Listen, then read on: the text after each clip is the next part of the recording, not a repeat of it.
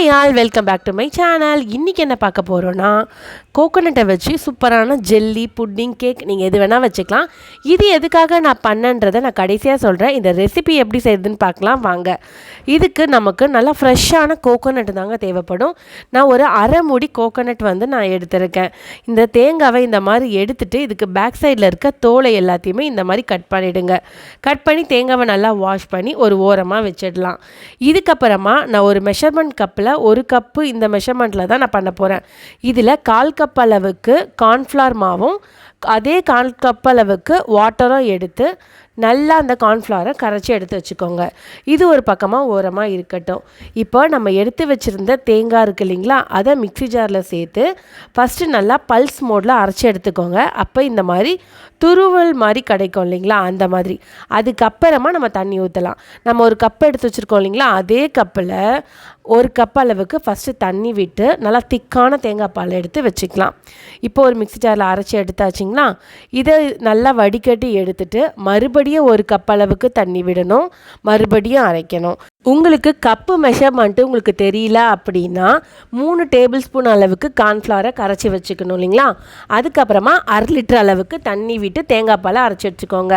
அதே மாதிரி சுகர் ஒரு கப் அளவு சேர்த்துக்கோங்க. இப்போ இது எல்லாமே ஒன்று சேர ஒரு பாத்திரத்தில் ஆட் பண்ணணும். ஃபஸ்ட்டு தேங்காய் பால், அதுக்கப்புறம் கார்ன்ஃப்ளவர் மிக்ஸ் நம்ம மிக்ஸ் பண்ணி வச்சாலுமே அடியில் திருப்பி கட்டியாக இருக்கும். அதனால நம்ம மறுபடியும் நல்லா மிக்ஸ் பண்ணிவிட்டு அதுக்கப்புறமா தேங்காய் பாலில் ஊற்றுங்க. இந்த மாதிரி மிக்ஸ் பண்ணிவிட்டு அதுக்கப்புறம் ஆட் பண்ணுங்கள். அதுக்கப்புறம் சுகரையும் ஆட் பண்ணுங்கள். இது மூணுத்தையுமே நல்லா ஒரு கரண்டி வச்சு நல்லா மிக்ஸ் பண்ணி விட்டதுக்கப்புறமா ஸ்டவ் ஆன் பண்ணி கொஞ்சம் கொஞ்சமாக மிக்ஸ் பண்ணி விடணும். இது எல்லாமே சேர்ந்து நமக்கு நல்லா ஒரு கட்டி தன்மையை கொடுக்கும். இந்த மாதிரி நல்லா திக்கன் ஆகிட்டே வரும்.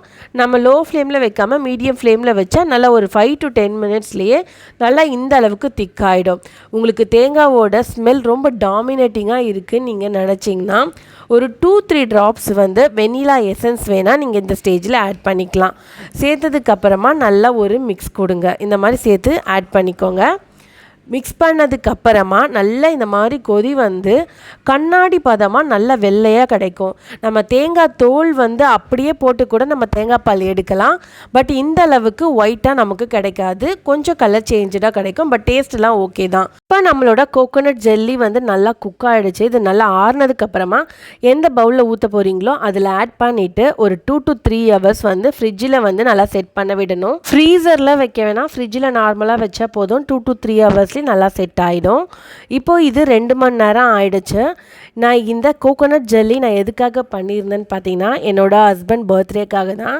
அன்னைக்கு நாங்கள் நான்வெஜ் சாப்பிட மாட்டோன்றனால கேக் வெளியே வாங்காமல் இருந்தோம். அவர் பர்த்டே எப்படிடா செலிப்ரேட் பண்ணுறதுன்னு யோசிக்கும் போது டக்குன்னு இந்த ஞாபகம் வந்தது. நான் இந்த கோகோனட் வச்சு சூப்பரான ஜெல்லி, எங்கள் அப்பாவே இதெல்லாம் சாப்பிடவே மாட்டாங்க, பட் அவங்களுக்கு வரையுமே இந்த கோகோனட் ஜெல்லி ரொம்ப பிடிச்சிருந்தது. உங்களுக்கு இந்த வீடியோ பிடிச்சதுன்னா நிறைய பேருக்கு ஷேர் பண்ணுங்கள், சப்ஸ்கிரைப் பண்ணுங்கள், ஒவ்வொரு வீடியோக்குமே லைக் பண்ணுங்கள். நிறைய பேர் லைக் பண்ணாமல் பார்த்துட்ருக்கீங்க. லைக் பண்ணிவிட்டு பாருங்கள். தேங்க்யூ. Happy cooking. பபாய்.